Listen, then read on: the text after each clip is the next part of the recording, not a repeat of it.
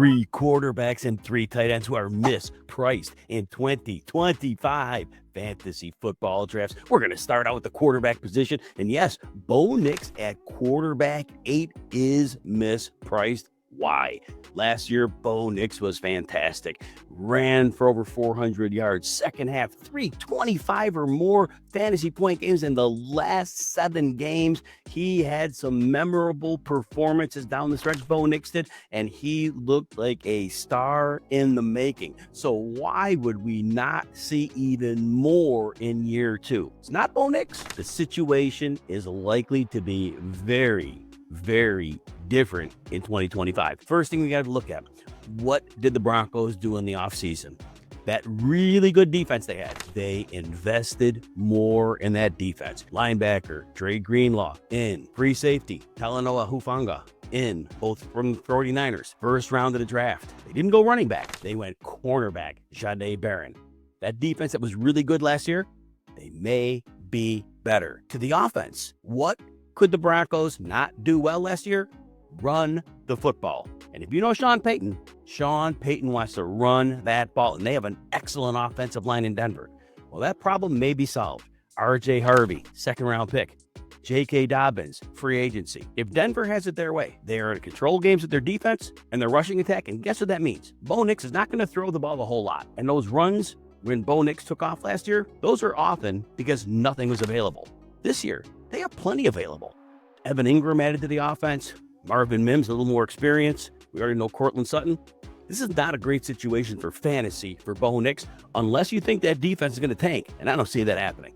All right, another mispriced quarterback, Dak Prescott, Dallas Cowboys. Currently, about quarterback 12 in drafts. And you might say, there's a lot of risk in Prescott. And you might not be wrong. Prescott's had significant injury history. And in the years he's been hurt, he's also not played well. So we've had some really bad seasons out of Prescott. But I'll tell you this. In the last 5 years, there are 3 seasons Prescott's been the quarterback 2, the quarterback 3, and the quarterback 7. Dak Prescott, these injuries are not related. A thumb injury? Okay, happens. Last year, the hamstring tear. That was a weird one. The dislocated ankle. This is not a player who's injury prone. These are just 3 happenstance injuries that just were freak of nature. Happens. Dak Prescott's very likely to be like every other quarterback. Should be healthy unless something happens. And it's any quarterback in the league. So this year, why do we like Prescott more than usual? Well, here's the thing. Dallas's running game, probably not going anywhere. You got Javonte Williams running in mud last year. Miles Sanders, really, week 18 last year, he was great. Since Philadelphia, not so much. Jadon Blue, okay, whatever. 5th round pick, maybe he does something. That running game is not going to work.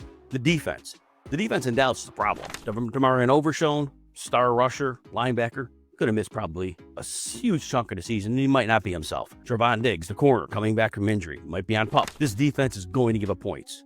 Guess what that means? Dak Prescott's going to have to throw the ball all over the yard. CeeDee Lamb, superstar. Jake Ferguson, we know when he's with Prescott, he does really well. The missing link, George Pickens. Remember when Michael Gallup had that big season a while back?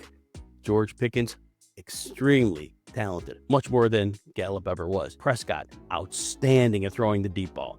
The offensive line should be good enough.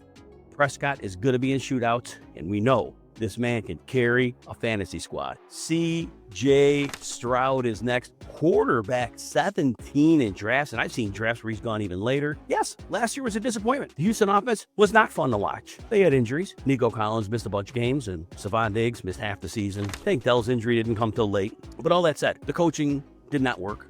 The offensive line did not work. C.J. Stroud, the things that worked for him in year 1 weren't ready for him. In year 1, he saw a lot of safeties down. He threw deep. It worked.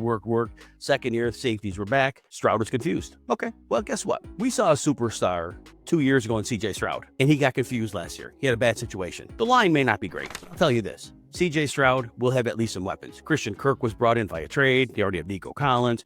Drafted Jaden Higgins, Jalen Noel. They're giving him possible weapons. C.J. Stroud makes his adjustment back to the league this year. I'm betting on C.J. Stroud to do that. One other little cheat code. In the NFL playoffs last year, 2 games, Stroud's normally not a runner. all of a sudden he realized, oh, defenses are playing back. I can run 42 yards in each playoff game. If Stroud has unlocked that code, guess what? You may also have some rushing ability here that you didn't think was there. If you're enjoying this breakdown, take a second, hit like and subscribe. It helps us keep our fantasy advice coming to you. And if you want even more RotoWire's tools, rankings, and insights, you get a 15% discount just for our YouTube viewers. Go to rotowire.com, you choose your subscription, and use the code YouTube15 at checkout. All right, let's go to some mispriced tight end. Sam LaPorta, tight end forward. You might think that's a value. Maybe not so much. Last year before the season, I told you, the Lions are going to play defense. The Lions are going to run the ball. Sam LaPorta's in trouble. Through 7 weeks, it was true. LaPorta averaged 2.8 targets per game, 7.7 PPR points, and we said LaPorta was a bust. Fortunately for LaPorta, the defense got all kind of injured. And when those injuries piled up, guess what? Jared Goff went from throwing 25 times a game to throwing 35 to 40. Guess what? Instant volume for LaPorta. LaPorta did very well down the stretch, about 50 yards per game the rest of the way. Finished fine. That's our memory. This year, that Lions defense should be healthy. Those young corners they drafted, a year older. They brought in DJ Reed at corner. Aiden Hutchinson's back. I expect this defense to be what they were last year. Very good. Now, the schedule is tough. I get it. But this is a really talented defense. And the offensive line, yeah, they have 3 different starters on the interior. But you got Jahmyr Gibbs, David Montgomery. This team is going to run the ball and play defense. Sam LaPorta is going to be squeezed on targets. At tight end 4, no thanks. Tyler Warren, Indianapolis Colts, tight end 11. Look, I expect Tyler Warren to be a really good NFL player, but this year he's in a bad situation. Indianapolis, yes, they need a tight end, but how much are they going to throw the ball? We know in the running game, Jonathan Taylor was averaging about 28 carries a game down the stretch last year. That was insane workload, and that worked. They hid their quarterbacks. Well, this year, Anthony Richardson, maybe Daniel Jones, that's not exciting. That's not a big-time passing attack. And guess what? Tyler Warren's going to be a possession receiver, right? Well, what do you think Michael Pittman does? Michael Pittman is huge in terms of being a possession receiver. So all that said, Tyler Warren's going to compete for the few possession targets with Pittman, and even at tight end 11. That's a drag on his value. Finally, Mason Taylor, New York Jets, tight end 26. Afterthought, small leagues, not even getting drafted. Fine. Mason Taylor was drafted in the 2nd round of the NFL draft by the Jets. He's a pure pass catcher. That said, the Jets need another pass catcher. Garrett Wilson, outstanding. Running back Breece Hall, great. Second receiver, not so good. Josh Reynolds, don't think so. Allen Lazard, not so much. Mason Taylor's going to be on the field. And if you remember Justin Fields in Chicago 2023, lit it up with DJ Moore for 1,300 yards. Cole Kmet, the tight end, had a career year, over 700 yards, 6 touchdowns. Mason Taylor's going to be on the field. Mason Taylor's going to have every opportunity to be that second option. And at tight end 26, you're taking a dart throw super late in drafts. And guess what? If he gets all that volume, don't be surprised if Mason Taylor is the tight end 15.